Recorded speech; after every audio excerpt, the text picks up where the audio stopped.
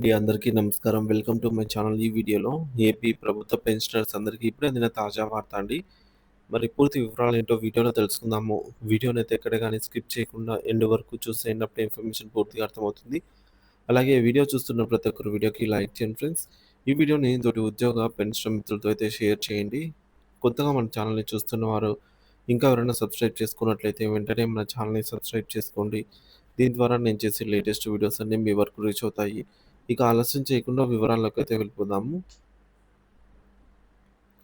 Friends, ఇక విషయానికి వచ్చినట్లయితే ఒక బహిరంగ ప్రశ్న ఎదురైంది. సో, శాసనసభ్యులు, శాసన మండలి సభ్యుల జీతభత్యాల అసాధారణ పెంపు, ఉద్యోగుల, ప్రజల గొంతుకపై ప్రభుత్వ నిర్లక్ష్యం గురించండి. ఒక బహిరంగ ప్రశ్న ఇది. ఆంధ్రప్రదేశ్ ప్రజలారా, ప్రభుత్వ ఉద్యోగులారా, పెన్షనర్లారా, ఒకసారి ఆలోచించండి. మన ప్రజాప్రతినిధులు తమ జీతభత్యాలను ఎంత సునాయాసంగా, ఎంత భారీగా పెంచుకున్నారో చూడండి. వారికి వారు ఇచ్చుకున్న భారీ కానుకలు ఈ విధంగా ఉన్నాయి. ఈ మేరకు మూల వేతనం బేసిక్ పే 95,000 నుంచి ఏకంగా 1,50,000 వరకు పెంపు.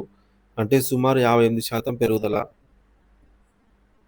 అలాగే ఇంటి అద్దె భత్యం హెచ్ఆర్ఏ 25,000 నుంచి రెట్టింపు, అంటే 50,000కు పెంపు. ప్రయాణ ఖర్చులు, రైల్వే కూపన్లు అన్నీ కలిపి రూ. 1,00,000.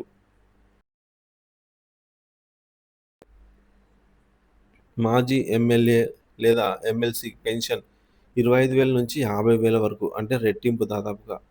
కార్ లోన్ సౌకర్యం 10,00,000 నుంచి 25,00,000 వరకు. అబ్బబ్బబ్బా! ఏం పెంచుకున్నారండి మీ జీతాలు.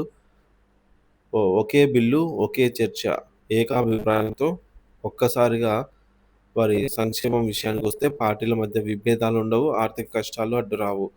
అదే ఉద్యోగుల వంతు వస్తే, ఉద్యోగుల విషయానికొస్తే కష్టాల కన్నీళ్లు. మరి ఇదే ప్రభుత్వం ఉద్యోగులకు 20% పీఆర్సీ ఇవ్వడానికి ఎన్ని నాటకాలాడిందో గుర్తుందా? కమిషన్ల పర్వం, పీఆర్సీ కమిషన్ ఏర్పాటు, నెలల తరబడి నివేదిక కోసం నిరీక్షణ, సమావేశాల ప్రవాహం ప్రహా సమావేశాల ప్రహసనం, ఉద్యోగ సంఘాలతో లెక్కలేనన్ని సమావేశాలు, సంప్రదింపులు, మంత్రుల బృందాలు, ద్విసభ్య, త్రిసభ్య కమిటీలు, నిద్రలేని రాత్రులు, సంఘ నాయకుల ఆందోళనలు, ప్రభుత్వంతో ఊగులాటలు, ఊసులాటలు, ప్రచారార్భాటం, చివరికి ఏదో ఇచ్చి అదేదో చాలా ఎక్కువ ఇచ్చేశామన్నట్టు ప్రజల్లోకి వెళ్ళి ప్రచారం చేసుకోవడం. ప్రశ్న ఒక్కటే, ఉద్యోగులకు 23% ఇవ్వడానికి రాష్ట్రం ఆర్థిక కష్టాల్లో ఉంటే, మీ జీతాలు ఏకంగా 58% పెంచుకున్నప్పుడు ఆ కష్టాలన్నీ గట్టెక్కాయా? రాష్ట్ర ఖజానా అద్భుతంగా నిండిపోయిందా? సిపిఎస్ ఉద్యోగుల గోస మీకు పట్టదా? ఇక మరో అతిపెద్ద అన్యాయం పెన్షన్ విధానం. ఉద్యోగులకు 2004 సెప్టెంబర్ 1 తర్వాత ఉద్యోగంలో చేరిన వారికి పాత పెన్షన్ ఓపీఎస్ లేదు. భవిష్యత్ భరోసా లేని సిపిఎస్ విధానమే గతి. ప్రజాప్రతినిధులకు 2004 తర్వాత ఎన్నికైన ఒక్కసారి ఎమ్మెల్యే ఆర్ ఎమ్మెల్సీగా గెలిచినా చాలు, జీవితాంతం 50,000 పెన్షన్. ఒకే రాష్ట్రం, ఒకే ఖజానా, కానీ పెన్షన్ విధానంలో ఇంతటి వివక్ష ఎందుకు? జీవితాంతం ప్రభుత్వ సేవలో తరించిపోయే ఉద్యోగులు దురదృష్టవంతులా?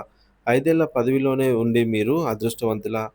మనకు కొద్ది జీతం పెరిగినా మీడియాలో గంటల తరబడి చర్చలు పెట్టి మనల్ని విలన్లుగా చిత్రీకరిస్తారు. కానీ మన ప్రజాప్రతినిధులు నిశ్శబ్దంగా చేసుకున్న ఈ భారీ పెంపు గురించి అందరికీ తెలియాలి. ఈ ద్వంద్వ నీతిని, ఈ అన్యాయాన్ని ప్రతి ఒక్కరూ ప్రశ్నించాలి.